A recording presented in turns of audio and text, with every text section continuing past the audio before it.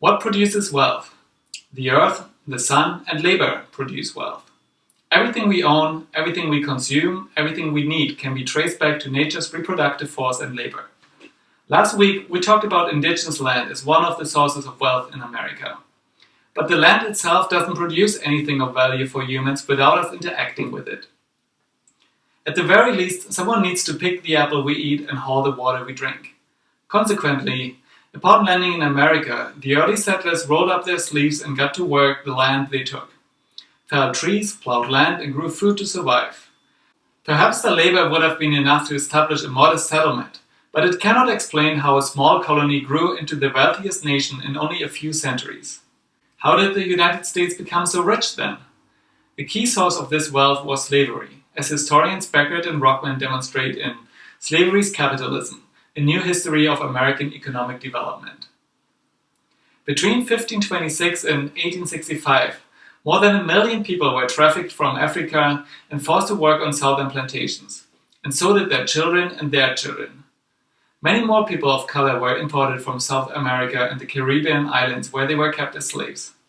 As cynical it is to use the word import to describe the trafficking of a human being, black bodies were regarded as commodities that could be traded like any other object. Beckett and Rockman cite research that shows that the capital stored in slaves was greater than the value of all railroads and factories of the United States combined, just to give you an idea of the scale of slavery.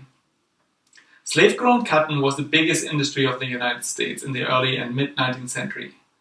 The Beckett and Rockman chapter gives a good overview of how the plantation economy worked. I cannot think of a way to extract cheaper labor than slavery. Men and women forced to work by the whip and paid with the absolute bare minimum to ensure their survival. As Beckett and Rockman make clear, the wealth produced by enslaved black workers was not limited to the South. Northern colonies, and later states, also profited from slavery by way of trade and their investments in southern plantations. The United States, North and South, were able to develop industries not associated with slave labor because of the capital produced in southern plantations. We may debate about just how much of the wealth in the US derived from slavery, but we cannot ignore that much of the United States as we know him is the product of stolen land and stolen labor. Fast forward, summer of 2020. Black Lives Matter activists take to the streets to protest anti-black police violence and force us to come to terms with the persistent racial inequality in a country ostensibly built on the idea of egalitarianism. Demands for reparations for slavery are making headlines, linking current inequality with the past. A charge that we as sociologists need to look into.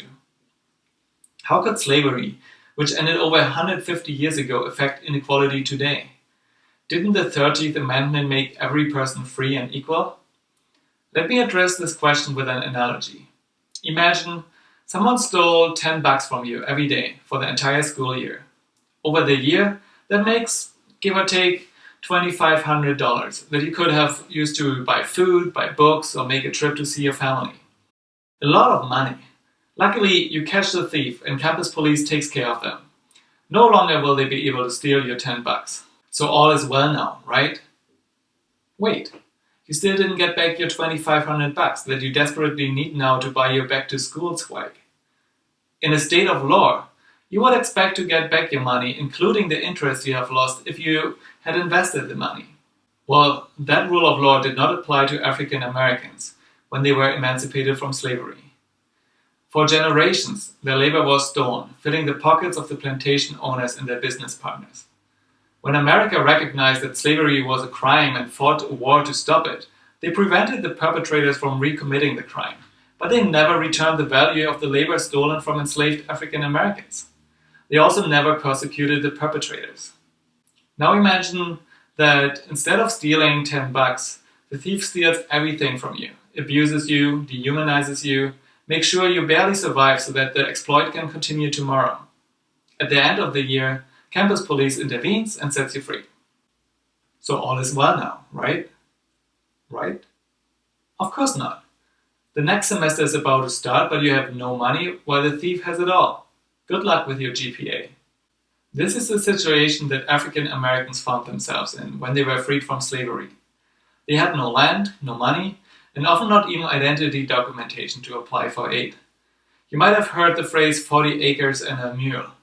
A few months before the Civil War ended, Union General Sherman issued Special Field Orders No. 15, which granted 40 acres in 3 southern states, South Carolina, Georgia, and Florida, to about 40,000 freed slaves. That order and a desire for justice fueled the expectation for land redistribution among many Southern African Americans. There were other legislators who considered similar programs, and the former slaves came to expect and demand them. But President Johnson quickly intervened.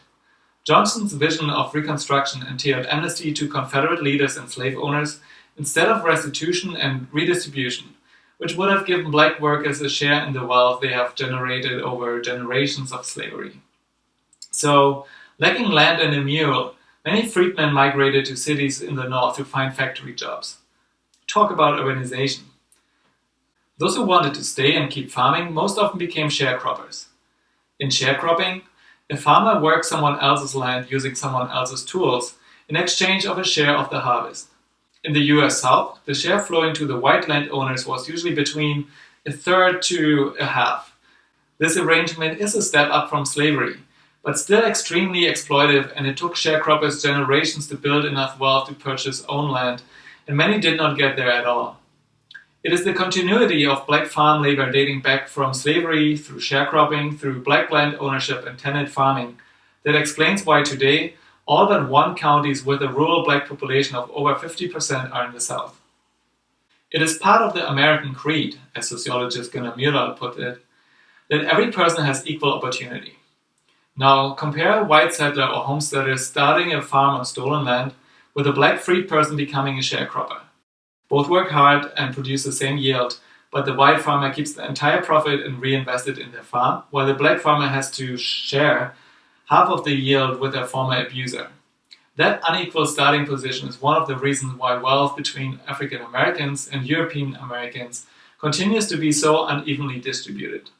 Now, I have to admit that to say that racial inequality today is simply a result from slave workers not being compensated for their labor and then having to start without owning land and tools would be a partial way of telling this story. It would be the colorblind version of labor history in the United States. When we talk about slavery and its legacy, we have to talk about race, and we have to talk about racism. Slavery was justified by extreme racism that saw black bodies as exploitable subhumans, if human at all. White supremacy sat so deep that it did not disappear by presidential proclamation. The 13th Amendment of the US Constitution emancipated African Americans from slavery, but it did not emancipate the minds of white folk from racism. Soon after the Civil War, the southern states enacted a series of laws that formalized white rule in the South, known as Jim Crow. For almost 100 years, black people in the South were discriminated in almost every way imaginable, and terrorized and murdered by the Ku Klux Klan and other racist mobs. Now, let's go back to our freed farmers starting a sharecropping operation. Not only did they have to split their yield, they also had to farm while being terrorized. If there ever was a level playing field, it would have been after the civil rights movement brought down the Jim Crow laws. We know it didn't turn out that way, though. Wealth still did not get returned to black people, and racism did not end. There's no doubt that the civil rights movement brought about major changes and improvements for black and other people of color. But as the John Green article that I assigned you is showing, inequality persists until today. Green cites research that shows that rural African Americans, on average, are more likely to be underemployed and living below the poverty line, have less academic credentials, and have poorer health. Add to that the concerns that the Black Lives Matter movement has brought to our attention, such as the disproportionate use of police violence against black people and their significantly higher incarceration rates that Michelle Alexander describes as the new Jim Crow. If there is no biological basis to what we call race, and scientific research has demonstrated that clearly, then what else explains these disparities but social human action? We build a system that gives people different opportunities based on the color of their skin, plain and simple. Of course, some individuals can be more successful than others. White working class people are also exploited by global capitalism. African Americans can become US president. But if the average of socioeconomic indicators between black and white people is statistically significantly different, this difference can no longer be explained by individual fortune. If there was equality, there would be hardworking white people and lazy white people just as much as there would be hardworking black people and lazy black people.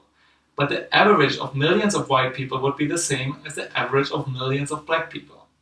As the data clearly shows, though, that is not the case. The trauma from centuries of racism and the failure of the United States to return the wealth created from slave labor back to the workers who created it are compelling root causes for this inequality, even if we assume that the civil rights movement ended racial discrimination. And that is the legacy we live with today. Just like settler colonialism is ongoing because indigenous land continues to produce settler wealth, the legacy of slavery has not been reconciled because the wealth taken from stolen black labor has never been returned, even though slavery has ended. Slavery has fueled and deepened a hierarchical racial social order in which European Americans possess disproportional wealth and thus influence. There certainly have been unquestionable improvements with regards to civil rights. Slavery has formally ended, Jim Crow has formally ended, but we still live with this inequality in wealth which continues to affect who has power and influence in American society today.